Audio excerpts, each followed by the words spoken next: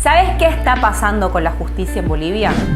Este 2024 se iniciaba el nuevo periodo constitucional de las altas magistraturas del país. Esto se entiende como los miembros del Tribunal Constitucional, del Tribunal Supremo de Justicia, el Tribunal Agroambiental y el Consejo de la Magistratura.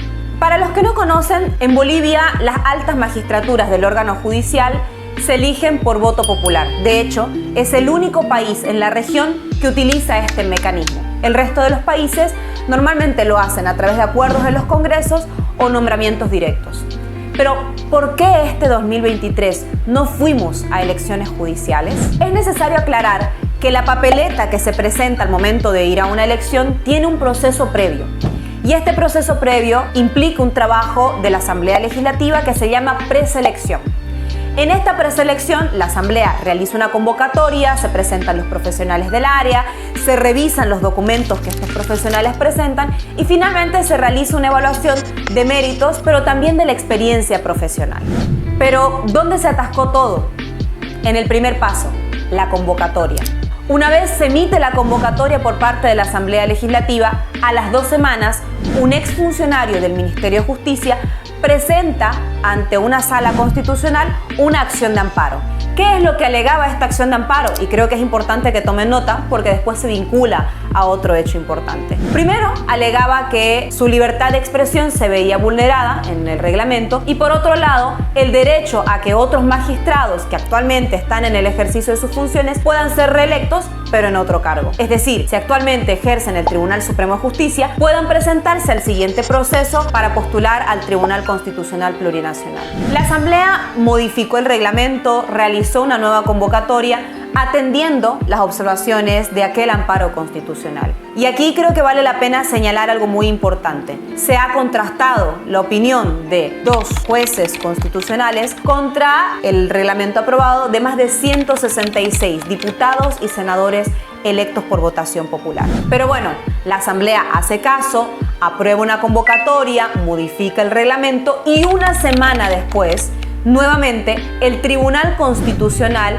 suspende o paraliza el proceso de preselección, ya no argumentando que se estaría limitando la libertad de expresión o el derecho a la reelección, sino que argumenta que este reglamento debería ser convertido en ley y finalmente en cada una de sus etapas debería ser aprobado por 2/3 del voto, algo que no sucedió cuando ellos mismos fueron preseleccionados en 2017.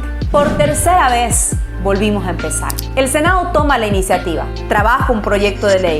Este proyecto de ley, tal cual solicita el Tribunal Constitucional, es aprobado por más de 2/3 del Pleno de la Cámara de Senadores y cuando es remitido para su aprobación a la Cámara de Diputados, parlamentarios que se consideran del ala alcista resuelven enviar este proyecto de ley en consulta ni más ni menos que al Tribunal Supremo de Justicia y este, a su vez, lo reenvía nuevamente al Tribunal Constitucional. ¿Se dan cuenta? Así fue transcurriendo el 2023. Llegado diciembre, luego de suspender el proceso de preselección en 3 ocasiones distintas, con 3 argumentos distintos, llega el momento de que culmine la gestión de los actuales magistrados del Tribunal Constitucional y el órgano judicial y no encontraron mejor alternativa que firmar una resolución que implica en los hechos la autoprórroga. Es decir, que ellos mismos disponen que ante la finalización del mandato y la imposibilidad de llevar adelante nuevas elecciones judiciales, ellos deberían permanecer en el cargo. Ellos decidieron quedarse pasando por encima de todo, de la Constitución, de la democracia, de la Asamblea Legislativa, de la opinión pública y lo más grave, pasando por encima del voto popular. A los únicos que parece que no les cayó tan mal la noticia fue a algunos parlamentarios que son afines al gobierno nacional e irónicamente al propio ministro de Justicia, quienes no solamente salieron a diferentes medios de comunicación a justificarlos, sino que también impidieron cualquier acción de la propia Asamblea Legislativa para contener este agravio. Los siguientes días no fueron anecdóticos. Luego de autoprorrogarse con la anuencia del gobierno nacional y particularmente